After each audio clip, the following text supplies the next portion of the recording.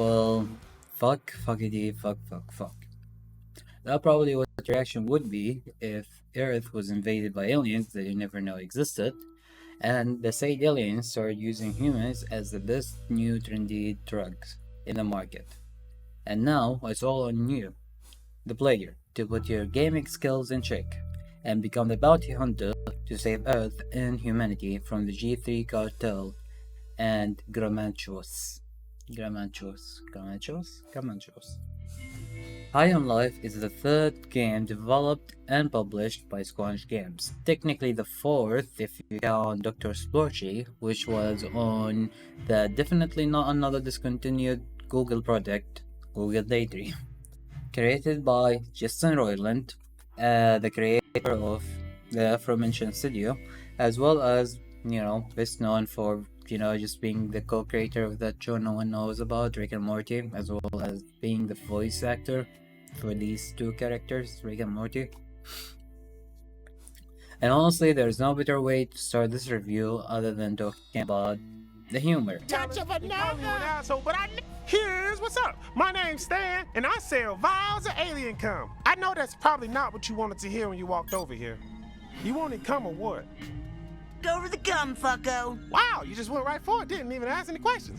Didn't even ask how much it costs. I knew I was right about you. I knew you loved alien cum. Humor is the bread and butter of this game. And it's dark, weird, and endearing in so many ways. If you're familiar with Justin Roiland work, you exactly know what you're gonna get, and you get that and more. I've got so many chuckles and laughs throughout the game. Although there have been a couple of instances where the joke goes a bit longer than it should have, but other than that, the humor has been superb and entertaining all around and all through the game. With its pop culture references such as Breaking Bad roof pizzas, or calling out game critics for, let's say, their questionable practices for the last couple of years or more, or the characters and the cast, since they shine a lot in the game.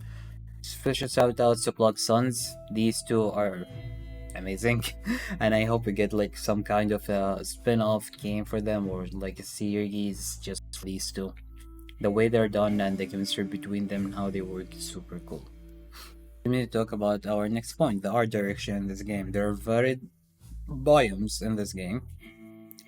Each has its distinct features and characteristics to serve for a specific Gatlian. The token weapons / guns, but they don't call them that. It's kind of spaces of you because they're Gatlians, they're not weapons or guns.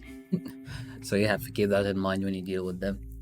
Usually these Gatlians are unlocked after you defeat a new biome boss / bounty of the biome, and these biomes are vibrant, colorful, and they keep the game super fresh, especially when you track back into these areas with the new obtained Gatlians, and you get to access these amazing new areas that you haven't been able to before, and you see these like small yet really fun parts that make the game even more fun to play and more fun to explore. Like the game really rewards exploration as well as doing things out of your way just to see what happens. For example, you buy this volleyball and one of the Gatlians comment on it like, what's the point of buying a volleyball?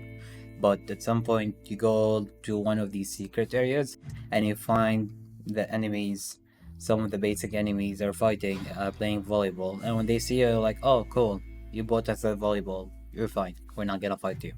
And this is one of like the ways the game encourages you to explore more and find out more without like having to make it tedious in a way, right? It feels like a part of the gameplay itself.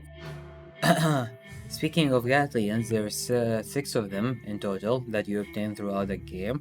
Each one has its different and unique personality, as well as their special attack, or as they call it, using their trick hole. Definitely no double entendre there.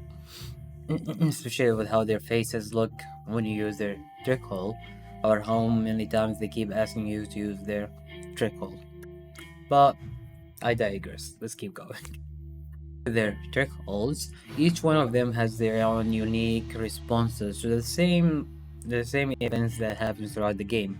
So you could play like the whole section with one Gatlian and then do it with another Gatlian, and you would see how the personality shape their different responses. As well as, like, for example, entering your room. Each time when a new Gatlian enters your room, you get a unique dialogue for that Gatlian of talking of commenting on the room itself. And we get Kenny, the first Gatlian that you meet. He pretty much just he became from a dead body, and he's kind of the passive aggressive type of a Gatlian. He's insulting, get nice. It's all over the place. He's a piece of shit, but trying to do well. So it's all over the place when it comes to Kenny. Then we get Knifey, the only melee Gatlian that you will have, or you will get, or we've seen in general. Knifey basically just wants to get in everyone guts. He wants to get in my guts, your guts, his guts, everyone guts. That's all he cares about. He sees an alien with an eye, he just wanna pop it out. That's pretty much a Knifey for you. He's more fun. I wish he talked more than the first time you get him throughout the game, but he doesn't have very many interactions in the game, unfortunately. I wish for more. Then we get Gus. Gus pretty much just insulting everyone, but always remembers to thank you for using his trick hole. That's pretty much it. Other than that, he's a kinda piece of shit. Sweezy. Sweezy is a character that can't seem to stop cursing or cussing throughout the game, everyone and everything, including you, the player. And she has the does not give a shit attitude kind of thing. She's super fun though. As long as you have her out, you'll get like hilarious responses, in my opinion, at least. And then we get to Keisha. Keisha is more of the peacemaker who trying to get everyone's along and spread positivity throughout the game and other Gatlians. And it's pretty funny because that spreading positivity, you pretty much his playstyle is you shoot kids that he keep making and they kill other enemies for you. Pretty much can just do like a 10 rounder, hide, and you're good to go, to be honest. So that's all you need to do. Well, and pretty much it plays the game for you. And lastly, we have Let's Do It. It's like, Let's do it! and Let's do it! and that's pretty much sum up Let's do it! because he always does. Let's do it! The Gatlians are all super well voice acted, and it was always like fun seeing the different reactions for the same events or the same places you go to, and it added like on the whole level to them personality wise, as well a lot of more needed flavor to the game, to be completely honest. The next point, the bosses. The bosses are super fun and exciting and engaging throughout the game. Each time you go to a new biome, there's a new bounty to hunt. That's usually a reason for going there. And they all have their tricks up their sleeves, then their shticks and their special entry. Like, it was always intriguing to see how they will look like, as well how they will be introduced, since they're like the super villains of the game, right? Special shout out to Nipelon. His fight was super trippy fight. I think that was my favorite, to be honest. Also, other than the hidden secret boss that you find, I recommend you to try and find it. That was pretty fun to see.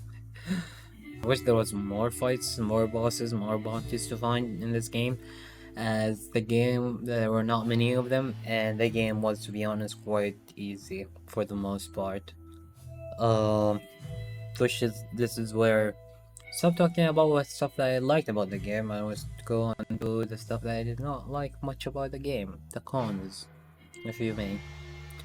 As I mentioned, the game's quite easy. Whether it's the basic enemies or the bosses themselves, you don't expect to find much of a challenge in the game. Aiming is super basic, the gunplay does not feel impactful at all. As, like, for example, Gus is supposed to be the shotgun of this game, yet he doesn't feel like a proper shotgun. The only time he pretty much use Gus is either for this trick hole or for his to suck things that flies away from you so you can kill them. You don't never really use him because you're close to someone and you shoot them as a shotgun. You just use the knife. He doesn't feel that impactful. He doesn't feel that fun to play. As well as the mechanics of the game surely like needs to be fleshed out a bit more, since like flying, well, not flying, the jetpack, the sliding, the dodging, the upgrade system, it all can use some more love. It all can be fine-tuned, as well as to make them feel a bit more impactful. Feel like the upgrades you get are actually useful and they actually change stuff rather than not.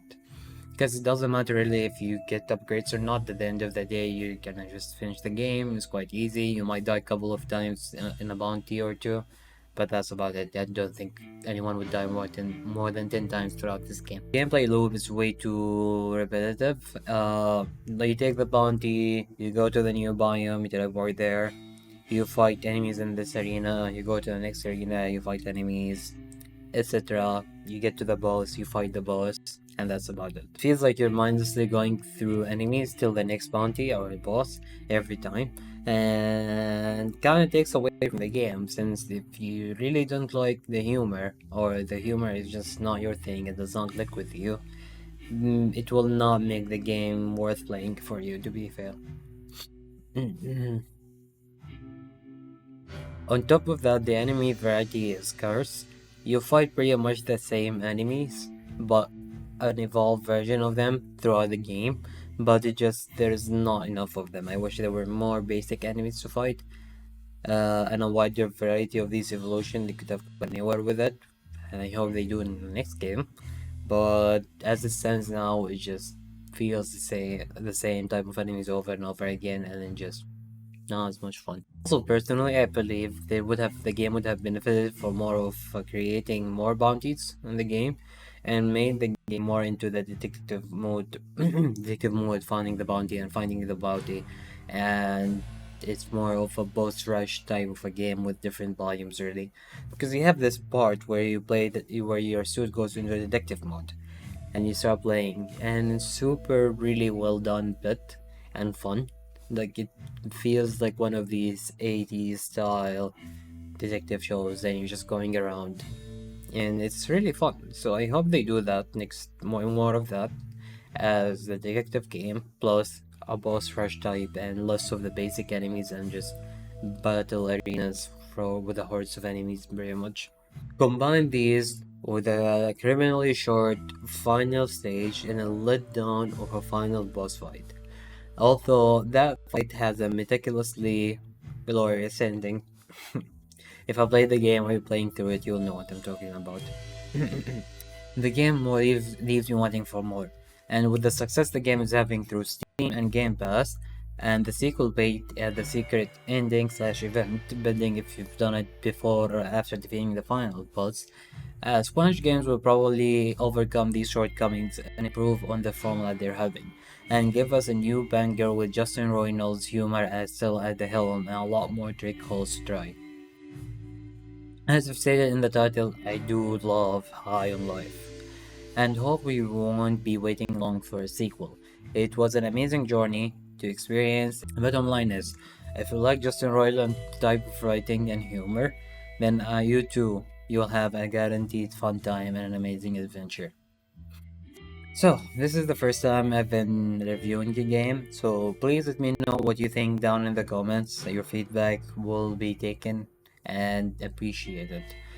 And I'm probably gonna go use a rating of something along the line of I love, hate, like, dislike, enjoy, got bored, kind of like rating, etc. Because it feels more of it's a method to keep things, I think, more personal on a personal level, rather than having like an 8 out of 10 or 7 out of 10, because most of the game will be like 6 out of 10 or 7 out of 10. So I think having something as what the game made you feel overall is better than having a number rating. Please like and subscribe if you enjoyed the video. I do stream on YouTube and Twitch every day, so follow me there if you like to see me playing games, and I hope you have a great day, and thank you for watching.